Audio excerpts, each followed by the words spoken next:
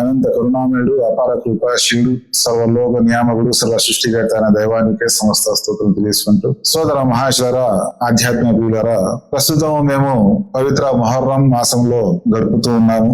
మరి ఈ మొహర్రం మాసం వచ్చేసరికి చాలా మంది శోకాన్ని పాటించడం జరుగుతుంది. అదే విధంగా శుభకార్యాలను విరమించుకోవడం కూడా జరుగుతూ ఉంది. చాలా మంది మన సహోదరులందరూ జిల్హజ్జా మాసంలో పండగ తర్వాత వివాహాలన్నీ చేసుకోవడం జరిగింది, శుభకార్యాలన్నీ చేసుకోవడం జరిగింది. వాస్తవానికి దైవం ఆదేశించిన శుభప్రదమైన మాసం ఏదైనా ఉంది అంటే ఇస్లాం క్యాలెండర్ ప్రకారము తొలి మాసము మొహర్రం. మరి కొంతమంది అమరగతి పొందిన కారణంగా ఈ మాసంలో శుభకార్యాలు చేయకూడదు అని చాలా మంది భావిస్తూ ఉన్నారు. మరి ధర్మశాస్త్రం ఈ విధంగా ఆదేశిస్తూ ఉందా? మరి మనం చూసినట్లయితే ఇస్లామియా క్యాలెండర్ ప్రకారము చివరి మాసము జిల్హజ్జా 18వ తేదీన మహనీయ హజరత్ ఉస్మాన్ రజాను గారు అమరగతి పొందడం జరిగింది. అదే విధంగా అతి కిరాతకంగా జిల్హజ్జా మాసం 27వ తేదీన మహనీయ హజరత్ ఉమర్ రజాను గారిని మస్జిద్ నబవీలో షహీద్ చేయడం జరిగింది. ఒకటి, మహనీయ ఉస్మాన్ రజాను గారిని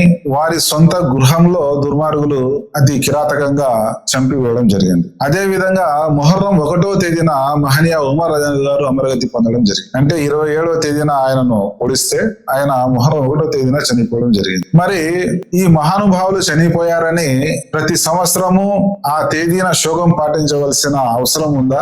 ధర్మం ఆ విధంగా బోధిస్తూ ఉందా అని మనము ఖురాన్ హదీసులు చూసినట్లయితే ప్రియ ప్రవక్త ముహమ్మద్ సల్లల్లాహు అలైహి వసల్లం గారు ఎంత ప్రియమైన వారైనప్పటికీ తల్లిదండ్రులు గాని, అన్నదమ్ములు గాని, భార్య బిడ్డలు గాని ఎవరు చనిపోయినా గాని 3 రోజుల కంటే ఎక్కువ శోకం పాటించకూడదు.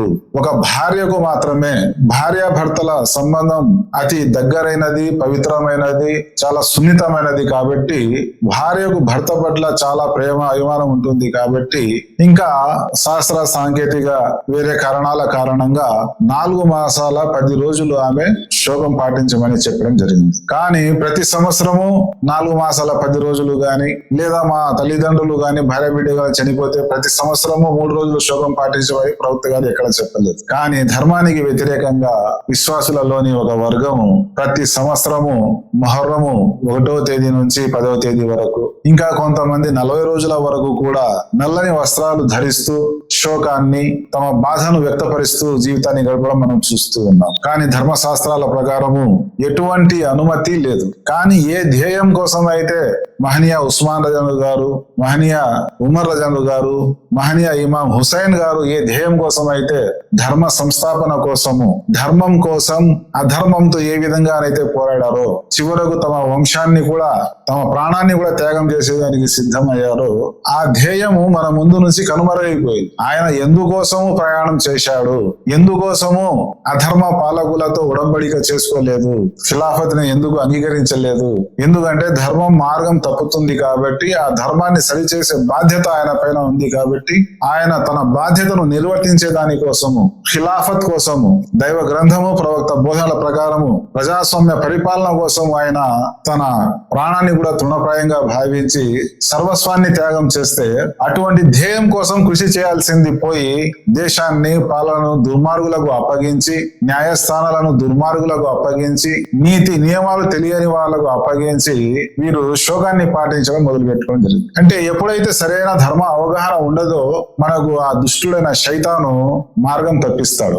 మార్గం తప్పి కూడా తాను ధర్మ మార్గంలోనే ఉన్నట్టు ఊహింపజేస్తాడు. ఆ ధర్మాన్ని పాటించే వాడిని కూడా ధర్మాన్ని పాటించినట్లు భ్రమ కల్పిస్తాడు. అందుకోసము సోదర మహాశులరా, దేవుని ఆజ్ఞ మేరకు ధర్మ సంస్థాపన కొరకు తమ ప్రాణాన్ని తృణప్రాయంగా భావించి ఒక ధ్యేయం కోసము తన వంశాన్ని కూడా ఆయన ఇమాం హుసైన్ గారు త్యాగం చేయడం జరిగింది. ఆ ధ్యేయాన్ని విడిచిపెట్టి శైతాన్ యొక్క వలలో, మాయలో పడి ధర్మానికి వ్యతిరేకమైన కార్యాలు చేస్తూ మనం ఏవో పుణ్యకార్యాలు చేస్తున్నాము అని చాలా మంది భావిస్తూ ఉన్నారు. అందుకోసం సోదర మహాశులరా, ధర్మాన్ని అర్థం చేసుకునే ప్రయత్నం చేయండి, ధర్మాన్ని అర్థం చేసుకోండి. దాన్ని పాటించడం ద్వారానే మనం ఇహపరలోకాల్లో మోక్షం పొందేదానికి అవకాశం ఉంది. దైవ చిత్తం అయితే ఇటువంటి ఆధ్యాత్మిక వీడియోలు మన ముందు కూడా వస్తూ ఉంటాయి. వీడియో నచ్చినట్లయితే సబ్స్క్రైబ్ చేయండి, బంధుమిత్రులకు షేర్ చేయండి. అస్సలాము అలైకుం వరహమతుల్లాహి వబరకాతుహు.